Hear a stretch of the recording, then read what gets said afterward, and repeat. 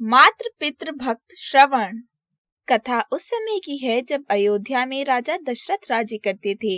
उनके समय में एक मुनि हुए जिनका नाम शांतवन था।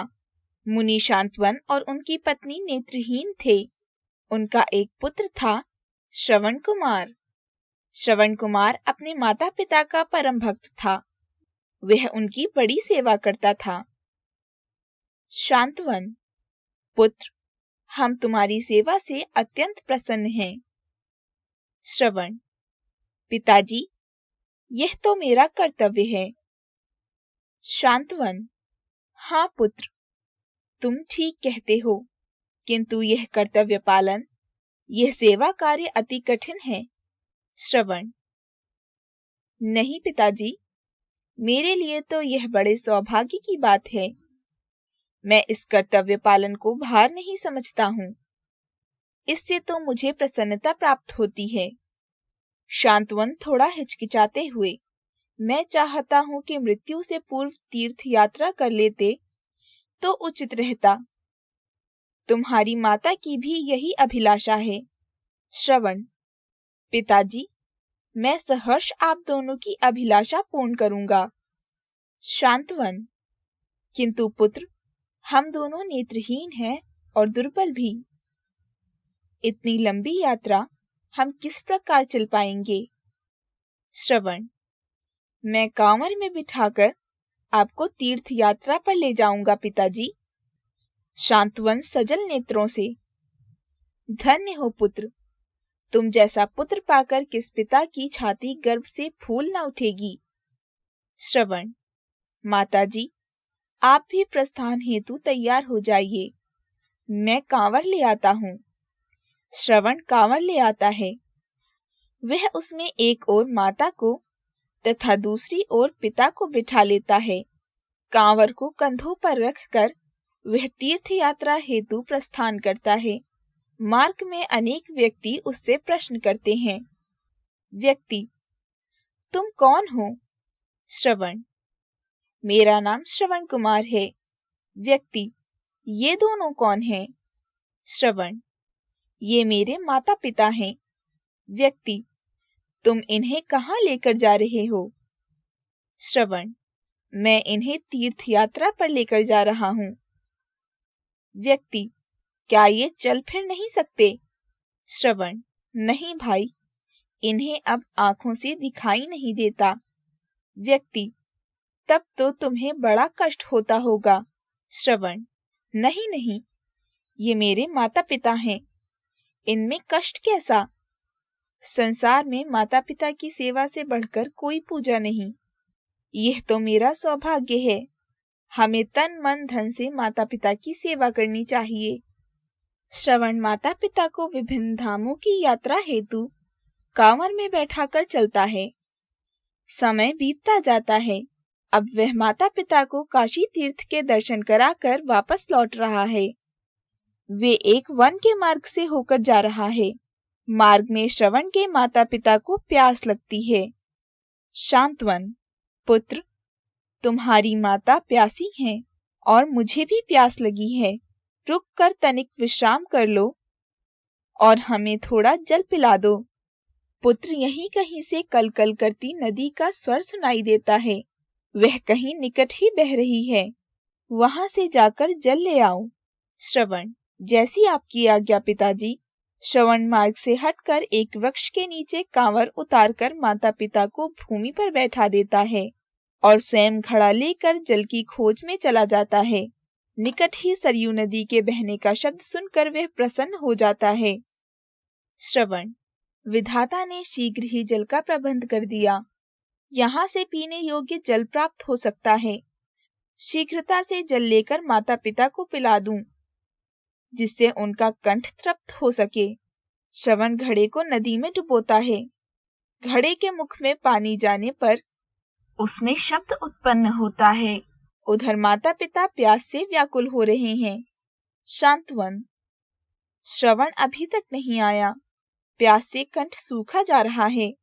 प्रतीत होता है यह तृष्णा प्राण लेकर ही जाएगी, परंतु श्रवण अभी तक आया क्यों नहीं? प्रतीत होता है कि निकट कहीं जल उपलब्ध नहीं हुआ, तो फिर उसे कहीं दूर जाने की क्या आवश्यकता थी? रात्रि का समय और गहन अंधकार, मैं मन की व्याग्रता को किस प्रकार रोकूं?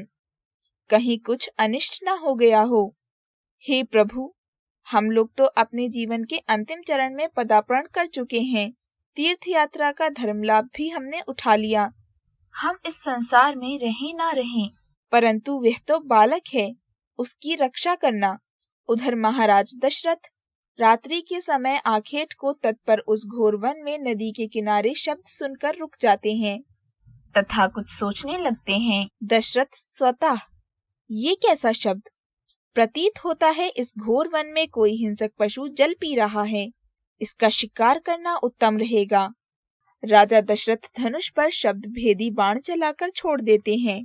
बाण जाकर श्रवण की छाती भेद देता है। हाय, मैं मारा गया।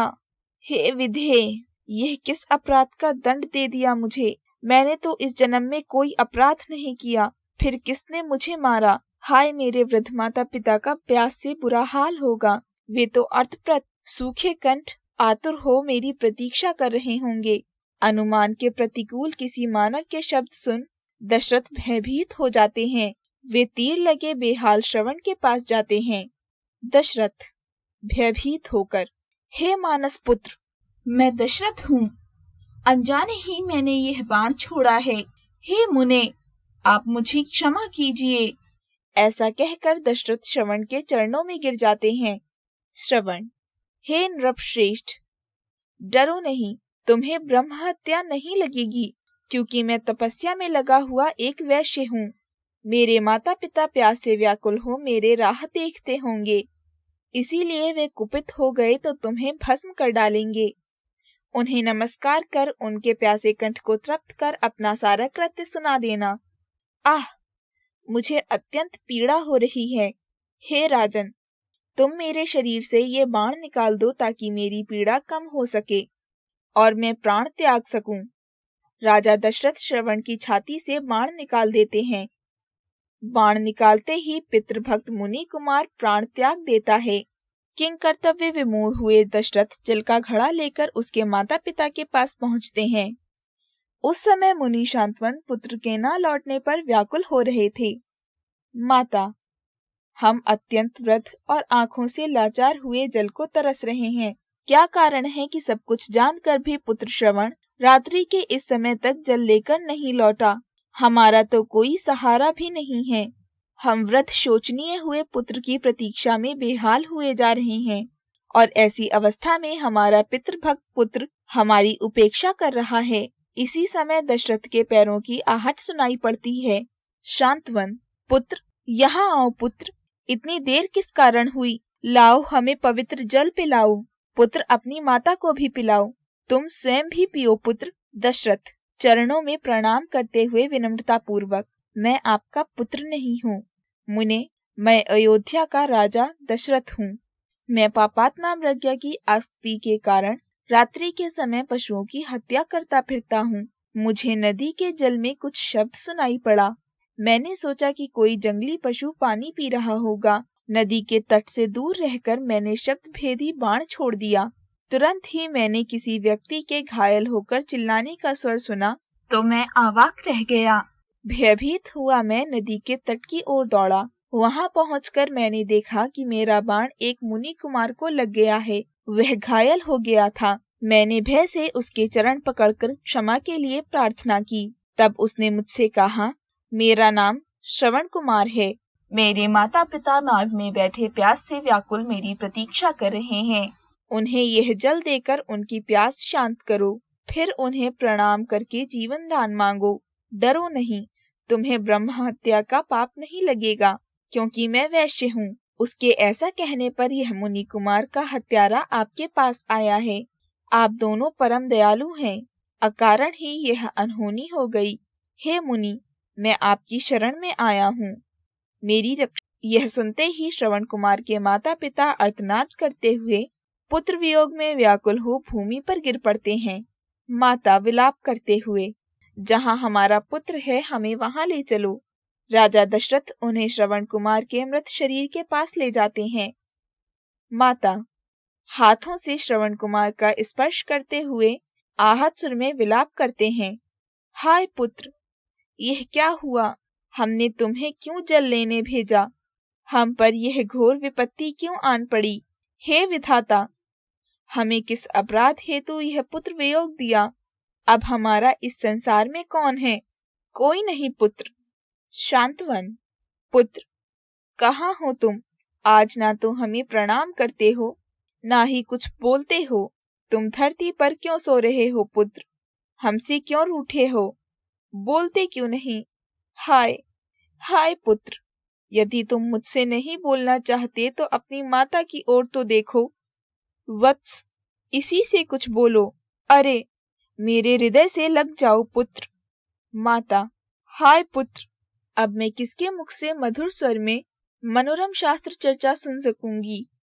शांतवन, हाय, अब कौन स्नान संध्योपासना आदि करके मुझ बूढ़े की सेवा करेगा? अब कौन हमें कंदमूल और फल लाकर भोजन कराएगा? पुत्र, मैं नेत्रहीन तुम्हारी इस तपस्विनी माता का भरण पोषण किस प्रकार करूंगा? पुत्र, तुम अकेले ही यमराज के पास चले गए। ठहरो पुत्र, कल मेरे और अपनी माता के साथ इस महायात्रा पर चलना। शोक से व्याकुल हम दोनों क्या तुम्हारे बिना जी पाएंगे? कदापि नहीं। अब हम शीघ्र ही यमलोक की राह लेंगे। इस प्रकार के दीन स्वर में विलाप करते हैं। उसी समय हुए धर्मज्ञ मुनि कुमार निम्न वाक्य कहकर अपने पुण्य कर्मों के प्रभाव से दिव्य रूप धारण कर स्वर्गलोक को चला जाता है। जाते समय वह माता पिता को निम्न शब्द कहकर आश्वस्त करता है। श्रवण, आप दोनों की सेवा से महान स्थान को प्राप्त हुआ हूँ। अब आप लोग भी शीघ्र ही मेरे पास आ जाएंगे। पिता दशरथ से, राजन, तुम्हारे कारण उपस्थित हुई विपत्ति की इन घड़ियों से मुझे पुत्र वियोग जैसा कष्ट भोगना पड़ रहा है। ऐसा ही तुम्हें भी भोगना होगा। तुम भी पुत्र शोक से काल के गाल में समा जाओगे। यह मेरा श्राप है। हे राजन, इस प्रकार दोनों अपना शरीर त्याग देते हैं।